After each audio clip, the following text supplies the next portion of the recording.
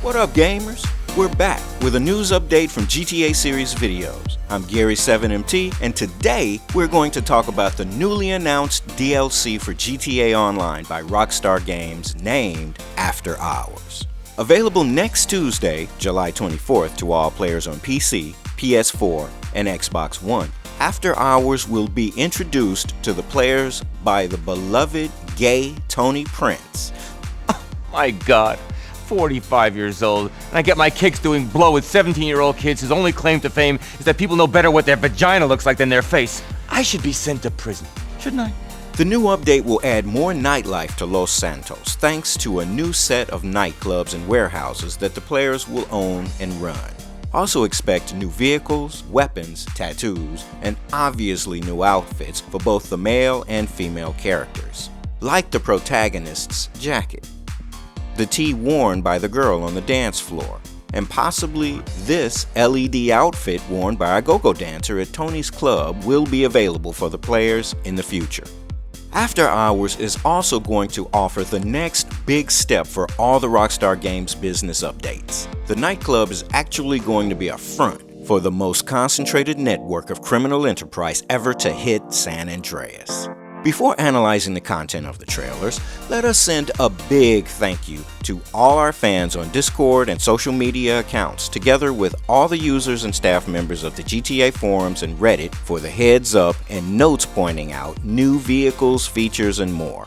As always, don't expect a classic frame-by-frame analysis. Instead, we're going to take together all shots of a commonplace, possible missions, or content in order to analyze everything more in depth. As hinted by Rockstar Games in the news article of the trailer, the Nightclub is going to be a front for the player to gain access to a hub where we'll be able to directly manage all the previous businesses added in GTA Online through a big room full of computers. In the dock area, we can see props from the counterfeit cash and document forgery businesses, along with CEO and Smuggler's Run crates. There are probably going to be even areas where we manage the gun running crates and vehicles from the CEO import-export business. How this hub is going to work exactly, or what will happen to your previous office, facility, hangar, or business if you choose to buy the hub is yet unknown. We will probably find out when the DLC drops next week. According to this shot also, the new hub will provide the player of a new multi-garage system like the CEO offices originally introduced.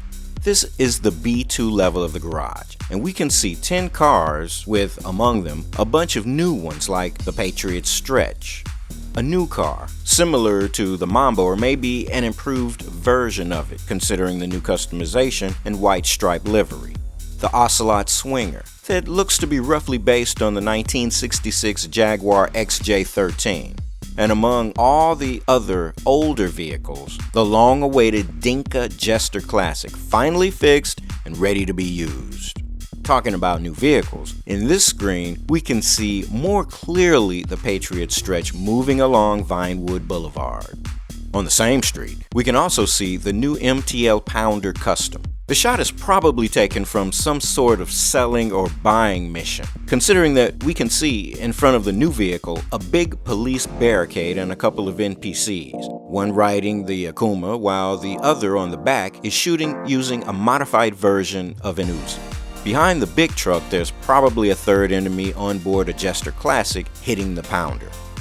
Another weaponized, armored new vehicle can be seen in this sequence. The vehicle appears to be a van of some sort, so it could maybe be the new Speedo Custom or something completely new. The action shown involves 4 players, 2 in the van, 2 behind on a couple of Jester Classics, one of which mimics the timeless orange Supra from the Fast and the Furious, working together to recover a blue Flash GT from a trailer.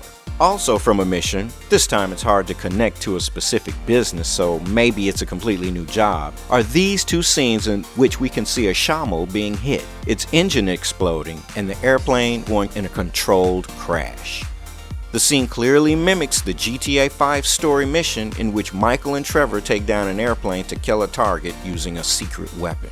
Shifting from missions to characters, let us take a closer look at Tony Prince. First introduced in the series in GTA 4, then practically as a sidekick for the protagonist of The Ballad of Gay Tony, Luis Lopez. It sounds pretty usual. Oh, thanks for the support. Hey, that's what I'm here for, boss. Yes, if the bodyguard business partner thing doesn't work out, you should consider a career as a fucking life coach. What? Never mind. The overall appearance of the character has changed a bit, like any other known face brought back in GTA 5 from GTA 4.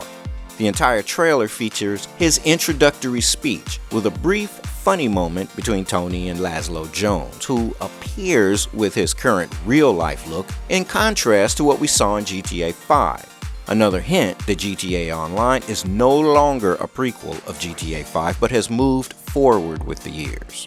Look, I'm just a dumb A-list celebrity trying to entertain America, okay? I got a lot of stuff going on right now, dude, besides you trying to kill me. Now I got multiple sexual harassment lawsuits, plus I'm an addict, all right? And I've relapsed. I can't stop jacking, dude. Another recurring character in the trailer is the British guy in white. We can see him inside the nightclub building site, at the Los Santos airport, and on the Vespucci heliport. Who this guy is currently unknown, but clearly we'll have to deal with him more than once. Maybe Tony Prince will be the character who introduces us to this new update, while the Brit will be our go-to guy we'll have to follow and work for while managing our own nightclub. Not to forget the DJs that are going to appear in the game, starting with the Black Madonna, a house, disco, and techno DJ born and raised in the USA. She's the one punching a cop on the Vespucci heliport. The other DJs are Dixon, a Berlin-based house and techno DJ producer and label manager. Tale of Us is instead a duo composed of two Italian DJs who grew up together in Milan. Last but not least is Solomon, a Bosnian-Croatian DJ and music producer who came up in Germany. Expect to hear these DJs' music in the club and possibly even on an existing radio station or maybe on a brand new one. As the Black Madonna said on Instagram, all DJs had to do motion capture, acting, face mapping, and all necessary work to become part of the game. So expect to have some interaction with all of them away from their consoles. In a kind of RPG system, players have to set up, design, manage staff, and do the promotion to qualify for inviting these DJs to their clubs. The more popular the club, the more money you'll make. Last but not least, the nightclubs. We can see various NPCs getting down on the dance floor, but we can also distinguish player characters from them. This means that we could have some new actions to play using the interaction menu, or like in GTA The Ballad of Gay Tony, there will be activities, dance-offs, and more for the player to do while in the nightclubs. Who knows? The following scene is focused on an outside event where crowds of people are camped out, apparently in shelters known in the real world as shift pods, and dancing in front of a heavily modified school bus, inspired by the Robert Hart Sound Bus, a classic two-story bus with lots of speakers and a console for DJs, used in Burning Man events. So, could that mean that we will be able to buy and organize some outdoor parties and events of this kind around Los Santos and Blaine County? That's another question that will be answered next week. The entire trailer starts in a building site for what is probably going to be our personal nightclub. Just know that we're gonna have to set everything up by buying upgrades and other customizations. In one scene, we can see a completed version of this structure considering the similarities with the previous area. What Tony's Funhouse exactly is hard to say. It's probably the name of Tony's new club, after the Masonette 9 and Hercules in Liberty City, that we have to run. The name is also seen on the blimp in an aerial shot. This is the first time that the blimp will be available in GTA Online, and maybe it will be tied to a specific mission to promote the new club.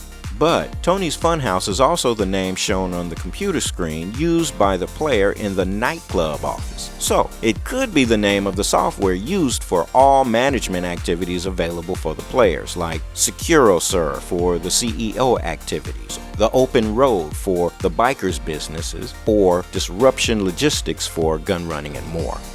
Don't forget to claim your guest list rewards if you've logged into GTA Online between June 25th and July 2nd. As stated by Foxy Snaps on Twitter, all you have to do is log into GTA Online in the next few weeks to unlock other goodies like exclusive t-shirts with Masonette Galaxy and technology logos, special liveries for the Swinger, Speedo Custom, Mule Custom, Stafford Patriot Stretch and Pounder Custom, a free Night Shark and Revolter with relative liveries, free GTA money, and various discounts. And that's all for today's video. For all future updates, keep following us on Twitter, Facebook, and Instagram. And if you want to chat with players and other fans, join us on our official Discord server. From GTA Series Videos, this is Gary 7MT, out till next time.